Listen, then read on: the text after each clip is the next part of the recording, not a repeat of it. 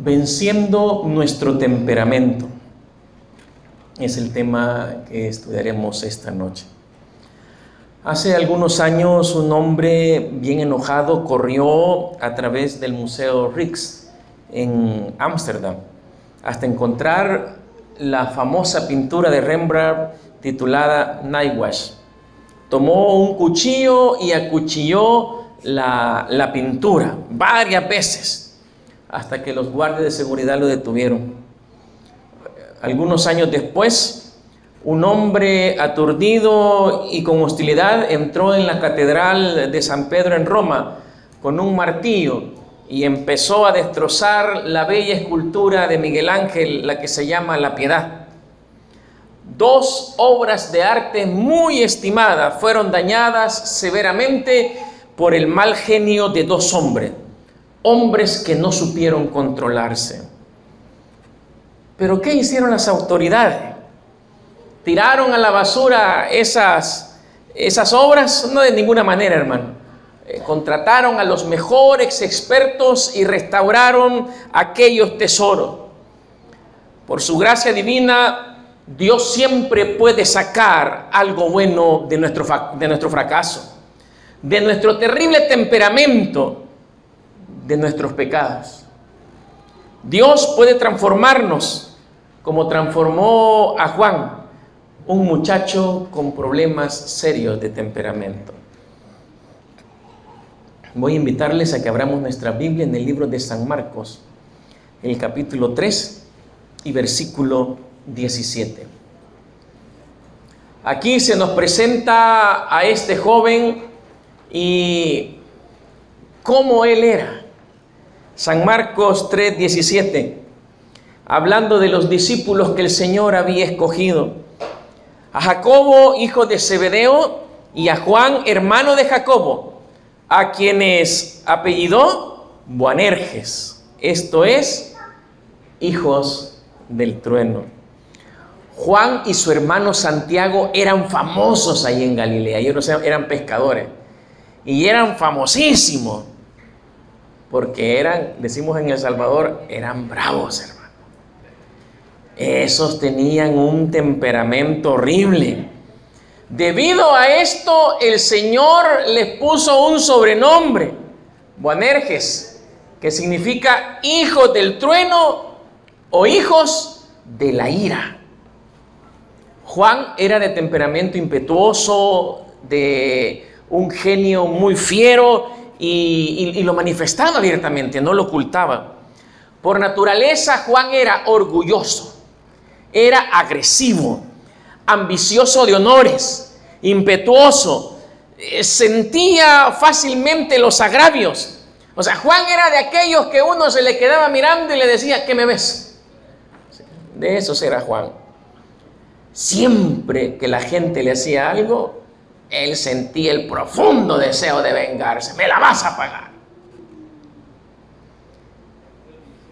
Apenas tenía 14 o 15 años. Era un adolescente cuando el Señor lo llamó y manifestaba un carácter tal. En la adolescencia nosotros generalmente tendemos a estar contra el mundo está contra nosotros, pero Juan tenía algo especial, un temperamento horrible. ¿A cuántos de nosotros nos pasa así?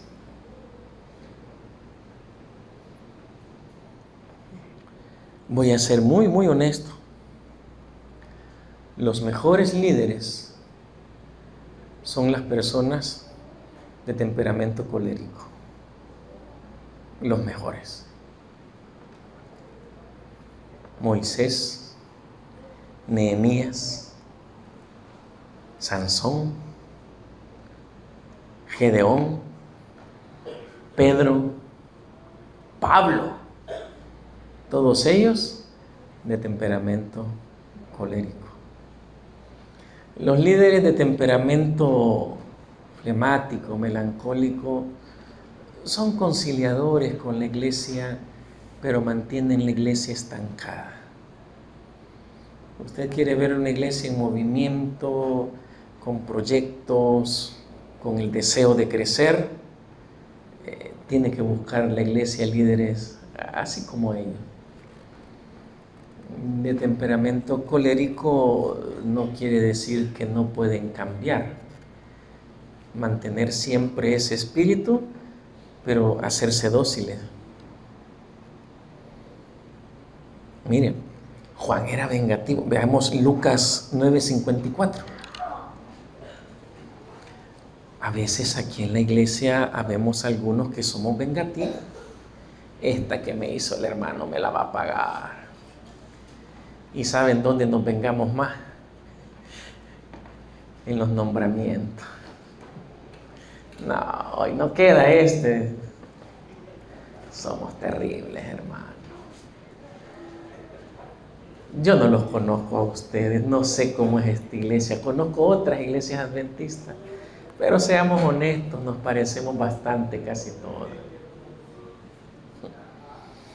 Mire, dice Lucas 9:54. Viendo esto, sus discípulos Jacobo y Juan dijeron: Señor, porque los habían rechazado, ¿quieres que mandemos que descienda fuego del cielo, como hizo Elías, y los consuma? Algunos hermanos así oramos, ¿verdad? ¡Consúmelo, Señor! Es evidente que Jacobo y Juan eran de un genio iracundo. Poco antes, Juan se había encargado de regañar fuerte a uno que andaba haciendo milagros en el nombre del Señor, echando fuera demonios, y Juan lo regañó. ¿Se recuerdan qué edad les dije que tenía? Como 15 años tenía entonces. Era bravo ese bicho.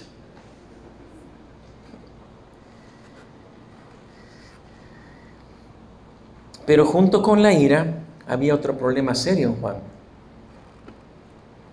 Es que tenía ambición, grandes ambiciones. Leamos Marcos 10, 36 y 37. Mire, este Juan con su hermano Jacobo eran atrevidos, ambiciosos. Me recuerdo que llegué a un país, no voy a mencionar ni el país porque se van a pelear aquí, ¿verdad? Llegué a un país, iba a dar una campaña en una iglesia grande, muy grande la iglesia, como 800 miembros. El cuerpo de ancianos era formado por 20 ancianos. Y el hermano que me recibió, que me llegó a traer al lugar donde yo llegué, ¿y cómo está, hermano? Pues aquí me dice, animado, hallando, hueseando el puesto de primer anciano.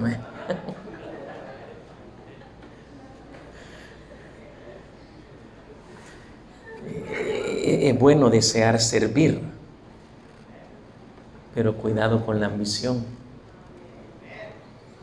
Marcos 10, 36 y 37.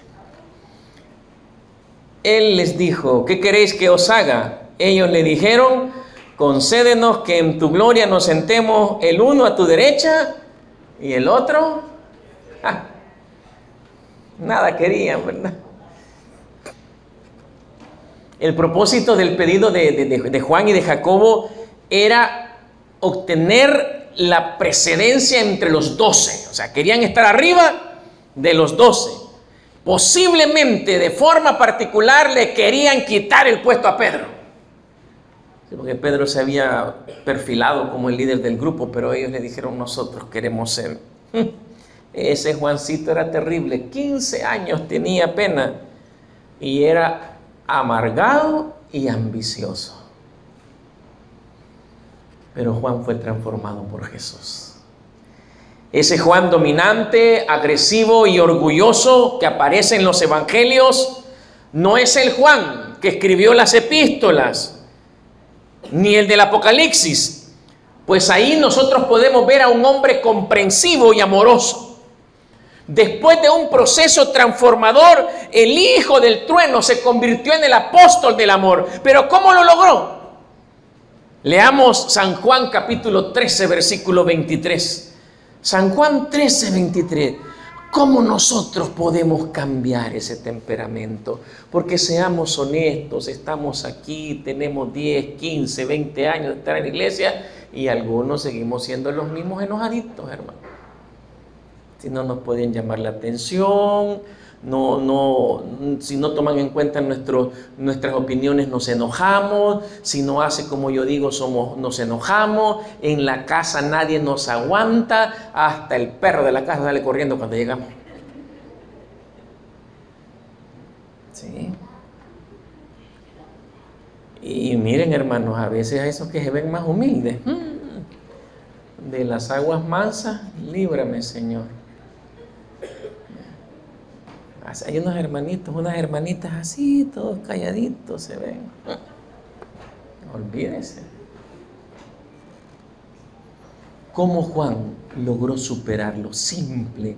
San Juan 13:23 nos da la clave. Y uno de sus discípulos, al cual Jesús amaba, este era Juan, ya para entonces tenía como 17 años, estaba recostado al lado de Jesús. Ustedes han visto la Santa Cena de Leonardo da Vinci. El discípulo que está recostado sobre Jesús es Juan. Juan aprendió a dominar su temperamento estando lo más cerca posible de Cristo, porque ese es el secreto. Al igual que María Magdalena aprendió que la única manera de dominar su temperamento iracundo era permanecer lo más cerca posible del Señor, en lugar de ser un orgulloso erguido de rodillas, humillado ante Cristo. Eso necesitamos para cambiar nuestro temperamento, para ser cristianos diferentes. Fue el único que siguió de cerca a Jesús cuando Jesús fue arrestado. Fue el único que estuvo junto a la cruz cuando fue crucificado. Los otros huyeron, pero Juan se mantuvo cerca de Jesús. En el Antiguo Testamento nosotros encontramos un caso similar al de Juan, el de Moisés. Moisés era un hombre iracundo, traicionero, pero que fue transformado. Mire, fue tal el cambio de Moisés, Números 12:3, fue tal el cambio de Moisés que en Números capítulo 12, versículo 13 nos dice: y aquel varón Moisés era muy manso, más que todos los hombres que había sobre la tierra. ¿Cómo Moisés fue transformado? ¿Cómo fue posible? Moisés no era naturalmente humilde. Desarrolló esa cualidad como resultado de los 40 años que pasó en la dura escuela del desierto de Madián. Solo un hombre humilde sabe cómo ser sumiso ante Dios, hermano, y ante su subordinado, y al mismo tiempo ser un caudillo valiente y dinámico.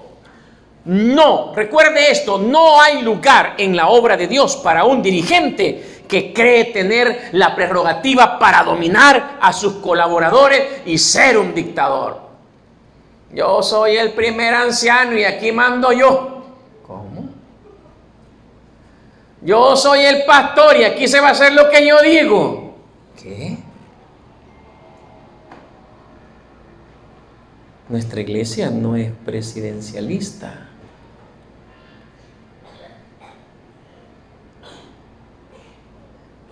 Algunos dicen, es que la Junta me defraternizó. Y la Junta no puede defraternizar a nadie. Solo la iglesia puede hacerlo. La Junta puede proponer. Recuerden eso, hermanos, ustedes no mandan a la iglesia. Ustedes dirigen, proponen. Pero la autoridad está sobre la iglesia misma, el cuerpo de Cristo. Y se necesita mucha humildad para reconocer eso. Mire, yo he conocido casos de algunas juntas que le han dicho a los hermanos, lo llaman, me dicen, mire hermano, usted anda en pecado, pero no queremos hacerlo público, así que no va a tener privilegios por 6 meses. ¿Cómo? Y la junta no puede hacer eso. Un miembro que no ha sido disciplinado por la iglesia aquí en público tiene todo el derecho de estar con sus privilegios. me di cuenta que el sábado leyeron los nombramientos, ¿verdad? A veces nosotros malentendemos. Aprendí de alguien que me dijo, podemos disentir sin ser disidentes. Es al momento de votar, especialmente al momento de hacer las observaciones, cuando nosotros estamos en todo nuestro derecho. ¿Sabían ustedes que el manual de iglesia dice que si usted tiene observaciones serias con alguno de ellos, ¿verdad?, de los que han sido nombrados, usted tiene el derecho de decirle al presidente de la junta de nombramiento, que es el pastor, quiero presentar una observación ante la junta? Y el manual dice que lo deben escuchar. No es que le van a hacer caso, ¿verdad? Pero tiene el derecho de ser escuchado. Eso sí, el día que voten por esos privilegios, usted tuvo el derecho de hablar. Y si no habló, calle para siempre. Los dirigentes tenemos que aprender a ser humildes. No es una lección fácil. Saben que a veces le pedimos al Señor en oración, y nosotros eliminamos nuestras oraciones. Señor, enséñame a ser humilde, pero líbrame de las dificultades. Eso no lo puede hacer Dios. La única forma en que nosotros podemos ser humildes es que Dios nos humille con las dificultades. Es la única manera, hermano. Sí. Juan aprendió de la reprensión de Cristo estando cerca de Cristo. Moisés, 40 años después de ser príncipe de Egipto, convertirse en pastor de oveja. ¿Cómo lo logró? Hebreos 11:27 nos da el secreto, igualito que con Juan. La diferencia fue que Juan tuvo el privilegio de estar corporalmente al lado de Jesús. Y en el caso de Moisés, Hebreos 11:17 dice, por la fe dejó a Egipto, no temiendo la ira del rey, porque se sostuvo como viendo al invisible. Como viendo al invisible, como dijimos anoche, la única manera de vencer nuestros pecados, nuestra indiferencia, nuestro temperamento, es estando, sintiendo la presencia de Cristo Jesús a nuestro lado. Como viendo al invisible. En esos 40 años en Madián y el resto de su vida, Moisés estuvo en una dependencia total de Dios. Igual hizo Juan, mantenerse lo más cerca posible del Señor. En una ocasión, un caballero que vivía en un castillo, en la cumbre de una montaña, él bajaba de cuando en cuando al pueblo, pero el camino del castillo hacia el pueblo era un camino muy peligroso. Él bajaba en un coche jalado por caballos. El cochero era un hombre muy hábil, porque había lugares donde era muy estrecho el camino y estaba el precipicio. Un paso en falso y se mataban. El cochero ya estaba anciano y se murió. Así que tuvo que contratar un nuevo cochero. Para poder contratarlo, pidió a su mayordomo que pusiera un anuncio y llamara a personas que quisieran trabajar, ¿verdad? Y llegaron muchos. Pero el hombre le dijo, de todos esos, escógeme a los 3 mejores. Y el mayordomo escogió a los 3 mejores y los iba a entrevistar a aquel caballero. En la entrevista, les hizo una sola pregunta. Le preguntó al primero, dime, ¿qué tan cerca del precipicio puedes manejar el coche sin caerte? Ah, le dijo el hombre, yo puedo manejar la llanta del coche a 25 centímetros del abismo sin caerme. 25 centímetros, y 25 centímetros es poquito, ¿verdad? Ya ahí en el movimiento, bueno, eres bueno, le dice. A ver, le dice al segundo, ¿y tú qué tan bueno eres? Ah, le dice el segundo, no queriéndose dejar del otro, ¿verdad? Y quería el puesto. Yo soy tan buen cochero que soy capaz de manejar el coche a 10 centímetros del abismo sin caerme. 10 centímetros, sorprendido el hombre, bárbaro, eres bueno. Tú sí eres bueno, mejor que este. A ver, le dice al tercero, ya no te dejaron casi nada. ¿Qué tan cerca del abismo puedes manejar tú el coche? Y el tercero, casi avergonzado, agachando la cabeza, le dice, Señor, yo no sé qué tan cerca del abismo puedo conducir el coche, porque cuando lo hago lo más lejos del abismo que pueda. ¿A quién creen que le dieron el trabajo? Al tercero, ¿verdad? Así se trata para vencer el pecado y nuestro temperamento, hermano. No se trata de qué tan cerca del pecado puedo conducir, se trata de qué tan cerca de Cristo puedo estar. Más cerca, oh Dios, de ti debe ser nuestra oración, así como el himno. Llegó a convertirse en el discípulo del amor. Cuando Juan estaba viejo, de más de 80 años, todos los discípulos habían muerto. El emperador romano Domiciano había comenzado una terrible persecución. Y Juan era el pastor se cree que Juan por lo menos pastoreaba las 7 iglesias de Asia Menor, las 7 que se mencionan en Apocalipsis. Él era el pastor de esas 7 iglesias. Posiblemente tenía otras, ya anciano. Y como Juan era un predicador del evangelio, se convirtió en enemigo del imperio. Por lo tanto, fue condenado a muerte, a morir en un perol de aceite hirviendo. Nosotros podemos imaginarnos la escena. El venerable anciano había sido echado con las manos atadas en aquella gran caldera llena de aceite hirviendo, chisporroteando. Los verdugos atizaban más el fuego para que el aceite estuviera más caliente, pero contemplaron estupefactos cuando el mártir estaba orando. Y ahí en el perol de aceite hirviendo estaba intacto, sereno y alegre, y simplemente no le pasó nada. En el mismo instante se riega el rumor por todo el imperio romano: Juan es inmortal, el emperador no lo puede matar. ¿Qué hacer con una persona inmortal? Al emperador solo se le ocurrió mandarlo desterrado a la horrible isla de Patmos, que estaba en el mar Egeo.